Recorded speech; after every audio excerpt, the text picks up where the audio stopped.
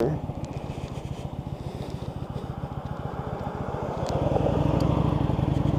guys, this is Max here at MaksWerks. Time for the weekly vlog. So, cool stuff that's been happening. I sold the Virago, so she's off to a new owner, and guy was real happy with it. It turned out it was buying it as his first bike. We made sure it was all set up the way he wanted, and he's pretty happy with it. And I always like to do that. I always like to make sure that when I sell a bike, I'm selling it and making sure the guy who's buying it is pretty happy about it. In terms of buying bikes, as some of you know, I've been wanting a supermoto for a while. Watching everybody else popping wheelies and shit on there has made me jealous. Made me a little jelly. And so as a result, I went out and bought. So originally I was going to just buy a supermoto, ready to go. But the problem was that a supermoto is like $5,000 for like a WR450 has been converted, something along those lines. And holy crap, I'm not paying $5 grand for a dirt bike with rims on it. So the other night I came across a deal. I bought $1,500. I bought a KTM 525 SX. It's been modified basically to an MXC, so it's got the 6-speed, the high output stator, and a few other things. Basically, it rips, man. It's nuts. It's got a 41mm FCR carb, and that thing is just nuts. The last couple of days it's been raining. I took it out once, didn't learn my lesson, took it out a second time, and then just gave up, because even the least amount of gas out here on this tarmac is just like Spin City. The bike just goes sideways. So today I did some work on it. I did the valves, I took apart the carburetor, cleaned it out, made sure it was all good to go. Basically, I mean, there's gonna be a video on it, and there's gonna be a lot of blog posts about it as we kind of go about converting it into a street legal supermoto. But initial evaluation is this thing is the tits. And hey, look, you can see your reflection in the headlight. I sold a few power supplies, still working on selling the rest of them.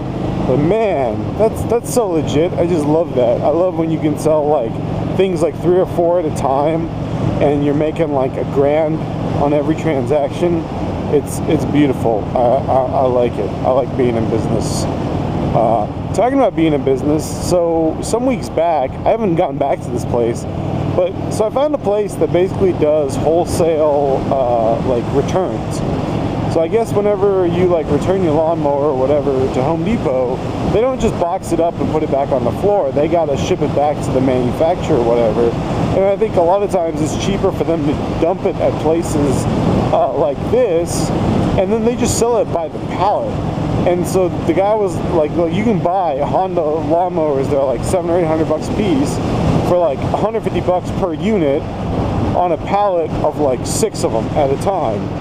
And I was like, this is pretty legit. But at the time when I was there, I had way too much stuff in the garage, and I still have way too much stuff in the garage, but it's definitely something I'm going to be checking out later, and I'll get back to you guys if it turns out to be really as good as it seems. Because a lot of those things where it's like, this almost seems too good to be true, and then you're like, well, it is too good to be true. So I ordered all the stuff earlier today for the KTM, which is cool because they spent like $100 and something on fucking filters and needles and jets and stuff, and that's going to be good when that comes in. I can install all that stuff and hopefully get the bike running a little better. Speaking though of K&N filters, the only modification performance-wise that's been done to this motorcycle that I'm riding right now, this Vulcan, is I put a K&N air filter in it to replace the disgustingly filthy stock unit that had probably been in there since it was new. And normally, I don't buy the hype. I mean, I use a lot of K&N products. And I mean, a lot of times I use their oil filters because they have that little 17 millimeter nut welded onto the back of them. And to me, an extra like 50 cents for the filter is awesome to have that feature.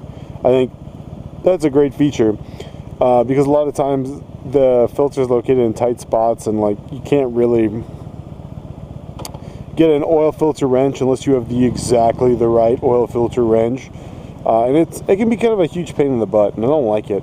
So I really like the K&N filters, and the air filters a lot of times I get K&N just because they're not super duper expensive. They're usually not that much more expensive than the stock ones, and they tend to work pretty well.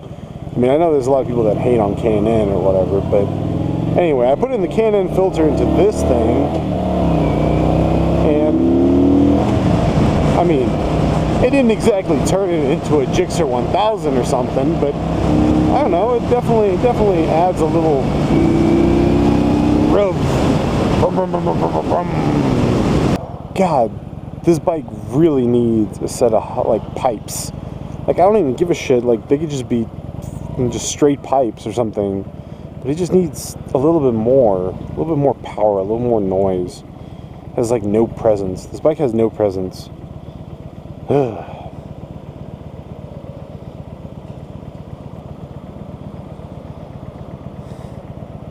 Yeah, bro. Murder me, bro. Just fucking flat black the whole thing.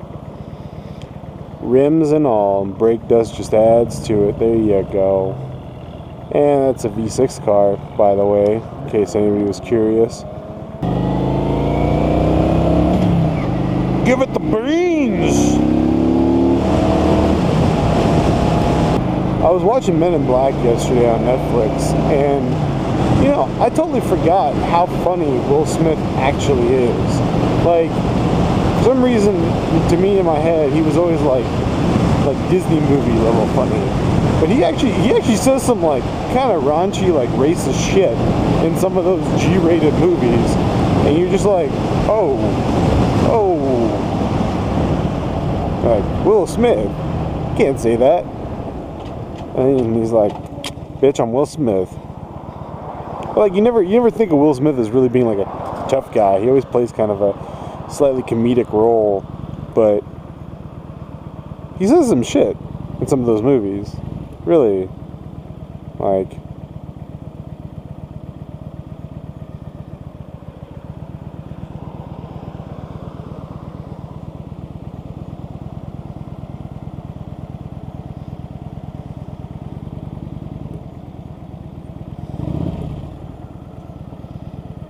who let the dogs out? Who?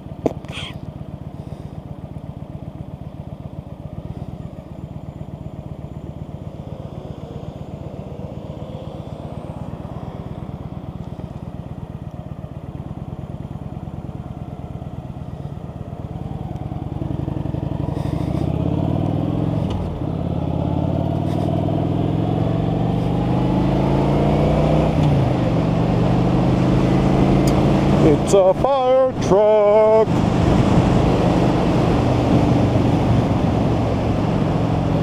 Doing fire truck stuff.